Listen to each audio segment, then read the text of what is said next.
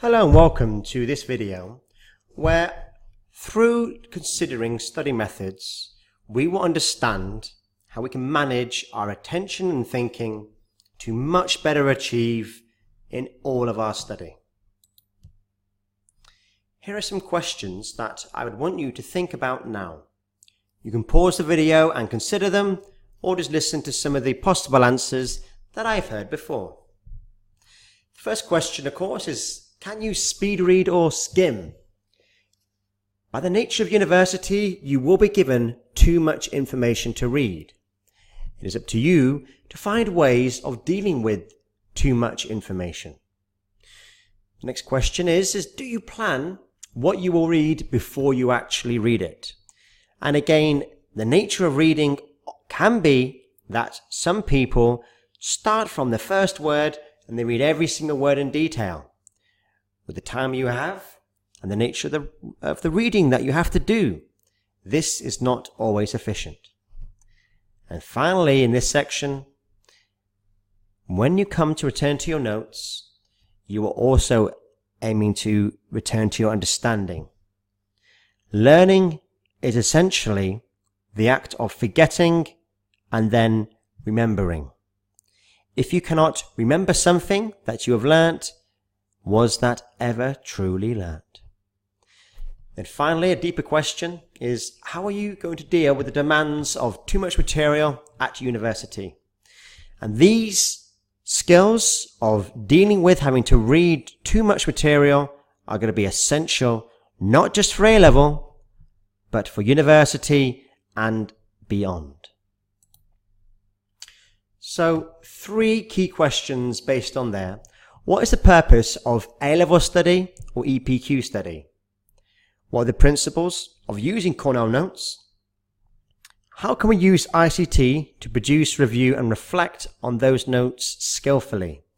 So not only use Cornell notes effectively, but use ICT to use it in the absolute best way.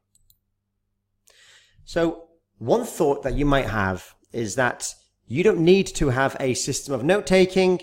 You just take notes in any way that you wish. And certainly you will know people who have been through A-levels and university who they themselves didn't necessarily have a note-taking system. In fact, Cornell Notes was devised by the University of Cornell, an Ivy League university, one of the very best in the world, precisely because they found that all students, including the very best ones, really didn't have the ability to take notes effectively. And if anyone has succeeded, even though their note-taking is not based on a Cornell note system or something similar to this, it is certainly despite that lack of a system and not because of it. You need to know Cornell notes to take notes well. So who is this aimed at? This is created by Cornell University. You ideally are aiming to be a straight A student. You do not need to be a straight A student to use Cornell Notes. This is useful for anybody, but this is what the very best students do. And this is also how you can read huge amounts and still understand and achieve. So if we are to understand the Cornell Note strategy, we need to think about how learning happens. And we're talking in particular about academic subjects, where you're thinking about concepts, thoughts, ideas, not necessarily the practical subjects where there needs to be some physical movement as well.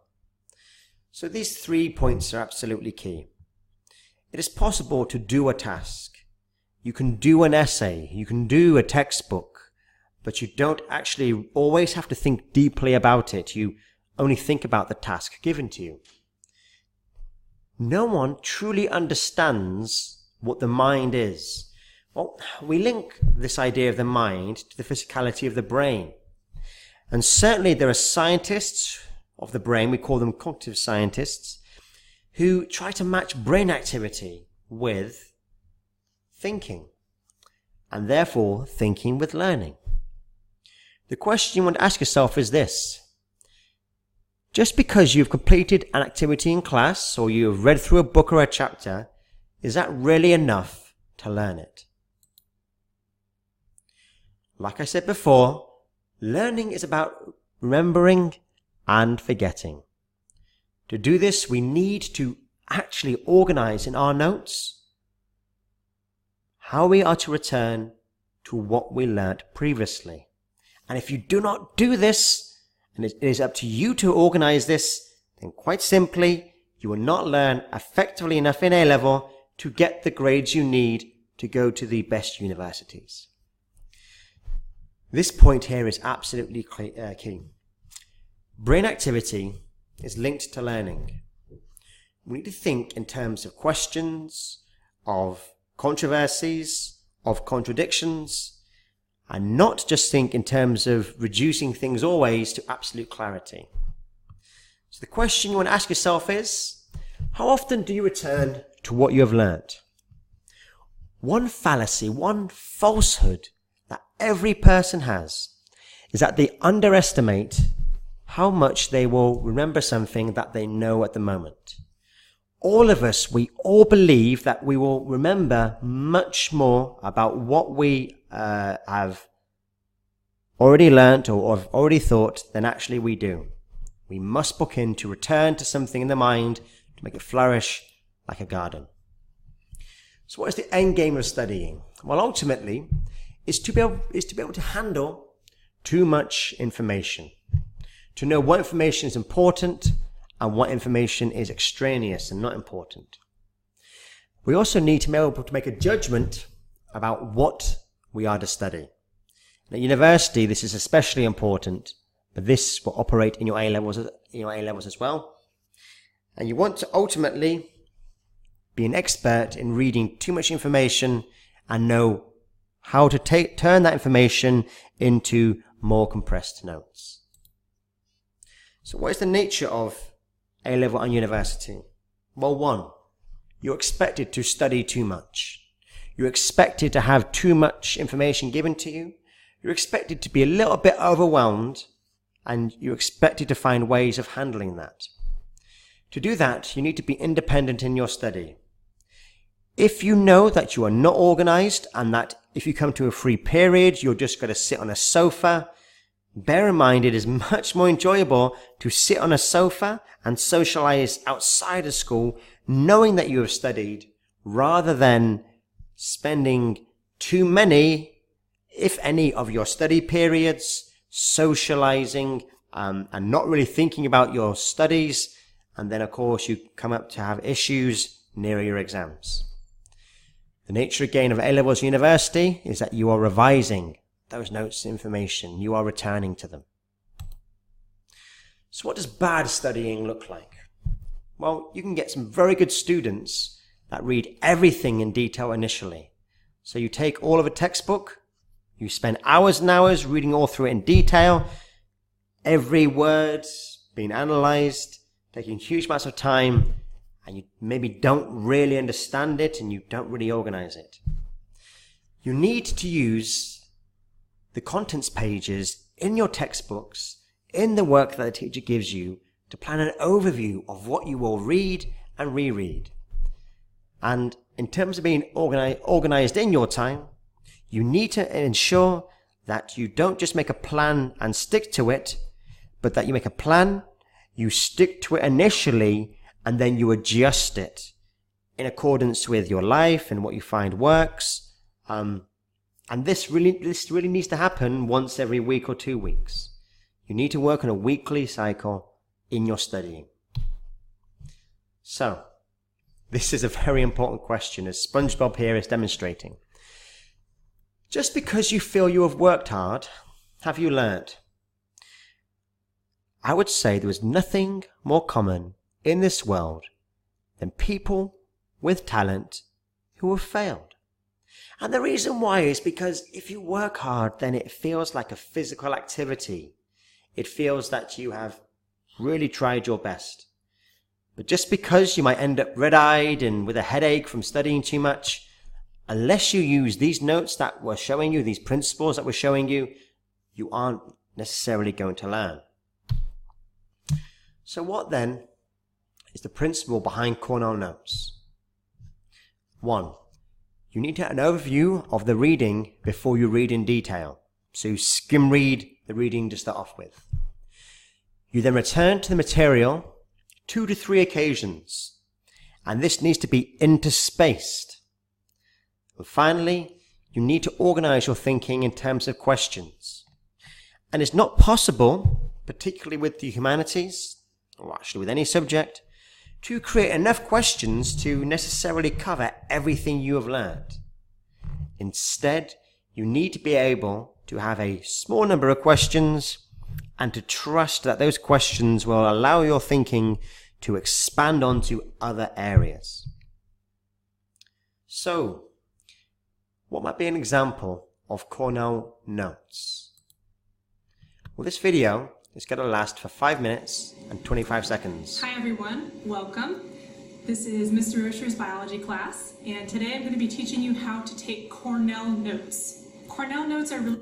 At this point, I would advise you to click in the comments page of this YouTube video, and you can go to this very good video here. Or alternatively, if you're on, say, a PowerPoint, you can exit this PowerPoint and open that video and play it. So now that you've watched that video to get a physical representation of how to do Cornell notes, the next question to ask you is this. How can we skim read and refine those skills? So you need the overview of reading before reading in detail, turn to the material 2 to 3 times, interspace that over the course of days and weeks, and think in terms of questions.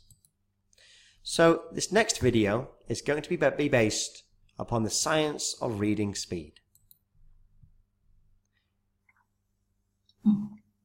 Just finished reading my 6th book this week. Man, I just love reading books because they're so, packed full of knowledge, you know? Luckily for me, I know secret speed reading techniques passed down from a 22nd degree black belt kung fu master who reached enlightenment by eating an entire library.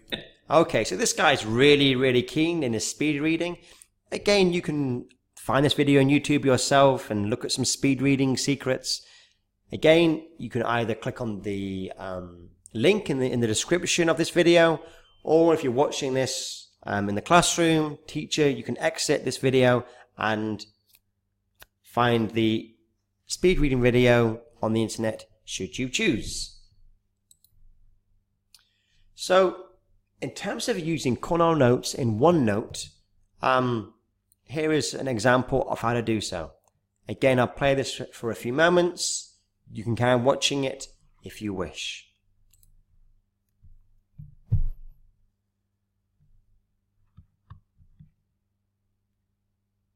Hi, today what I want to do is teach you about the Cornell note-taking method. Okay, so just jumping here. Pane over the right, and then... And this chapter speaks through the ideas of creating the Cornell note page, having the notes here, the prompts on the left-hand side, and then the summary prompt down here at the bottom. Again, exit and watch the video if you want to. So, how can you review your notes and become more organized? There are 2 ways of doing this, and they exist on a spectrum. You need to decide what kind of person you are in terms of organizing this. And you also probably need to do a bit of both depending on your mood. The first method is to schedule in when you're going to see those notes again. Maybe on a certain free period, maybe at the end of the week. Or you need to plan with a Wunderlist or a to-do list app what notes need to be revised, and then you just do it when you feel like it. Most people find a combination of the both, when they might schedule in to look over some English notes, for example, period 4 Wednesdays, and then they go to a general list where they would then decide what notes they feel like revising.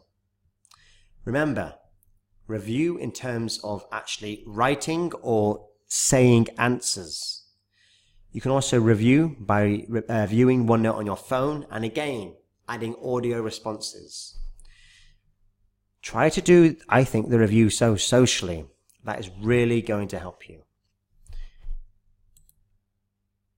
Okay, so let me just show you an example then of how to do some of the reviewings for Cornell notes.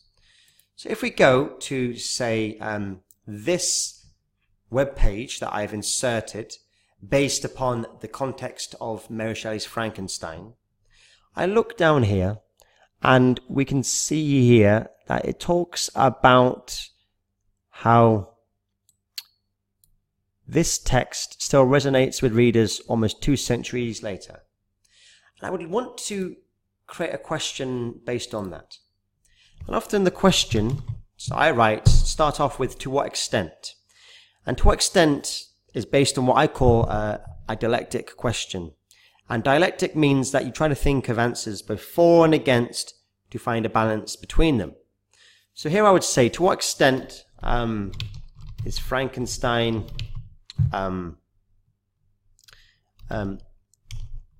still relevant to readers today in 2017? Question mark. And then in terms of reviewing my notes, I can either type out a response or say a response by recording some audio. Notice that your first attempt at this doesn't necessarily need to be massively organized. You can just have, a slow ramble through what you think this might be. And then afterwards it can become more refined. So let me give you an example now of this. So in terms of, so the question was, to what extent is Frankenstein still relevant to readers today in 2017?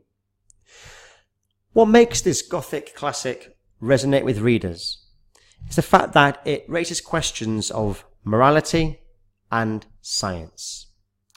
And these questions of morality and science are important because we don't really have a public discourse, a public conversation about why science needs to be important.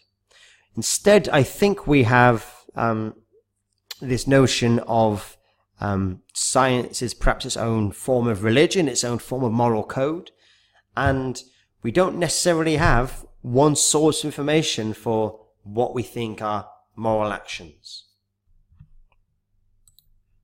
Okay, so I had that slow ramble through that question there. If I then organize to come back to this 2 weeks later, this would be the key thing. I would play the audio and I would look to transcribe some ideas. Here's an example. So, in terms of, so the question was, to what extent is Frankenstein still relevant to readers today in 2017? What makes this Gothic classic resonate with readers is the fact that it raises questions of morality and science. And these questions of morality and science are important because we don't really have a public discourse, a public conversation about why science needs to be important. Instead, I think we have this notion of and you could see there that actually initially I just said it needs to be important. It's a fairly weak generic adjective, but as I then look to transcribe or take notes on my previous audio, I can make it more precise and detailed. Now imagine doing this with other people where they can record audio or they can write down questions and you can respond to it. It is this that is the power of Cornell notes. And finally, what I would say to you is the following. That if you can imagine going to, having some stimulus text or down one page, you can end up with all of your Cornell note questions placed down the side.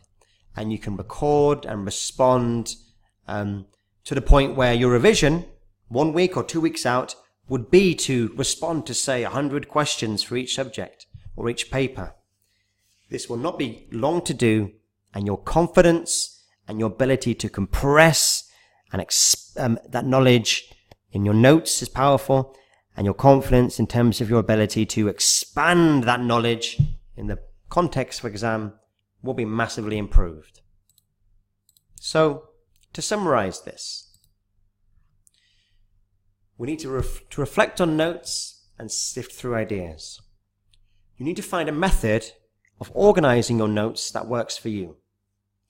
ICT can enhance your study. You can also use Calibri to convert some texts into documents and so forth. So if you download a PDF off the internet, it's possible to convert that into a Word document using various pieces of software.